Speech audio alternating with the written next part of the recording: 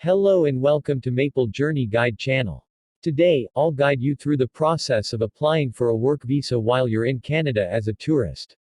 Drawing from my personal experience with successfully navigating this DIY application, which was recently approved, I'm excited to share this valuable knowledge with all of you. Let's get started. First, you have to open your GCKey account and sign in. Scroll down to find the Start an Application option.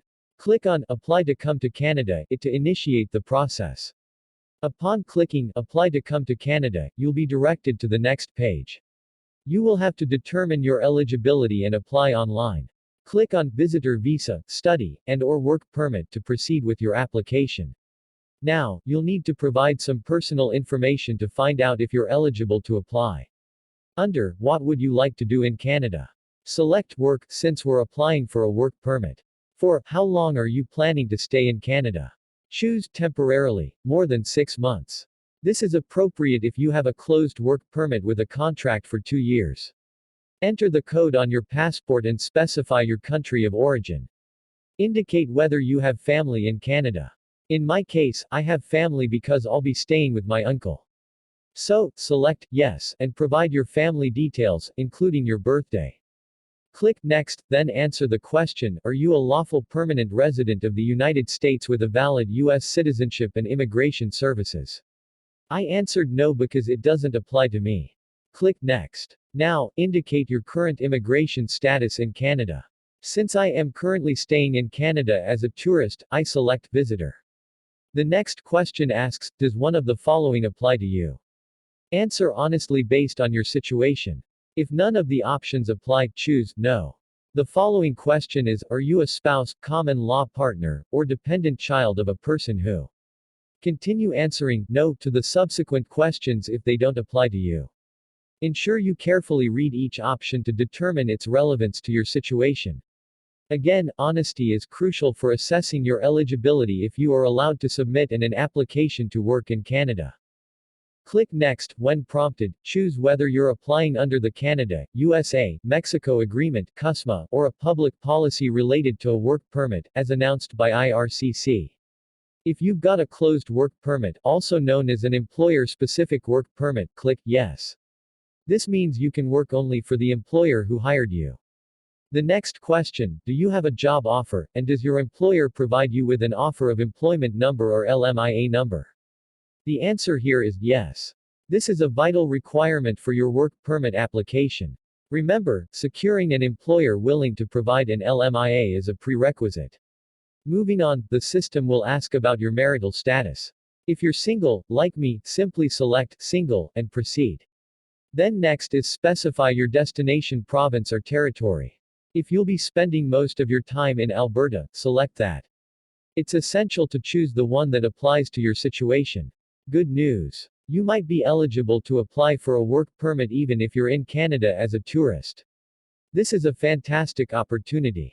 Now, let's create a personal checklist of all the required documents for your application.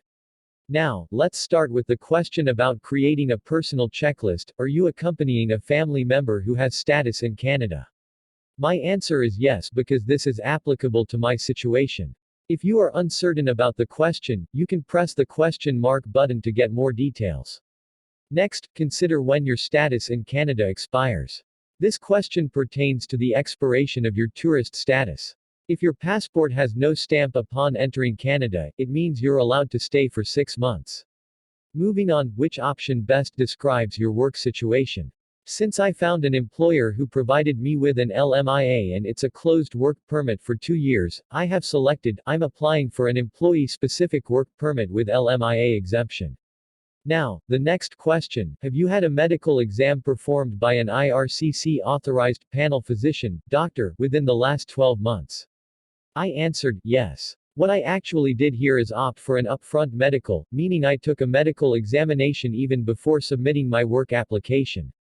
This approach ensures that I submit everything to IRCC, providing them with all the necessary documents up front, preventing delays. If you answer no and submit your application, you will still have to wait for them to message you, costing you time as you complete the medical, which they require before processing the application. If you're considering the upfront medical for your immigration process, it's essential to check the IRCC website for the associated clinic or hospital.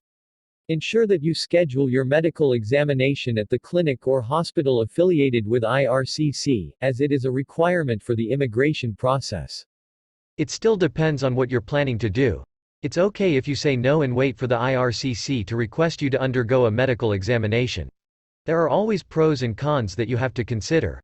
What worked for me doesn't necessarily mean it will work for you. I'm just sharing my experience and the steps I took to get my work permit approved. The next question is, do you want to submit an application for a family member? My response was no. Following that, are you giving someone access to your application? I replied, no, since I am handling my application independently without relying on an agency or consultant. Moving on to the question, in the past 10 years, have you given your fingerprint and photo, biometrics, for an application to come to Canada? I answered, yes, because when I visited Canada as a tourist, providing biometrics was a requirement. Now, there are fees associated with this application. Will you be paying your fees or are you fee exempt? My response was yes. The subsequent question is, are you able to make a digital copy of your documents with a scanner or camera? I answered, no, based on my research on the IRCC website. Initially, it suggested that processing via paper mail was quicker. However, after contacting the IRCC call center, they recommended online processing for a faster outcome. So, learn from my experience and choose yes and go for the online process to save time. Regarding the payment, just say yes if you can make an online payment. The last step is to review your answers. You can edit them until you submit. Clicking continue will guide you through uploading documents and paying fees. Once you click continue, it displays your personal checklist. Fill and upload the required documents, then proceed to make the payment for processing your work application. This is the process I followed to obtain my work permit approval. On my case, it took me 3 months to get my work permit sent through my mail. Keep in mind that your personal checklist may vary based on your answers. Always refer to the IRCC website for clarification. If you'd like another video on filling out the IMM 5710, please like, subscribe, and comment below. I hope this video helps you navigate the work permit process independently. As you can avoid unnecessary agency fees, take the time to read the IRCC website for all the information you need.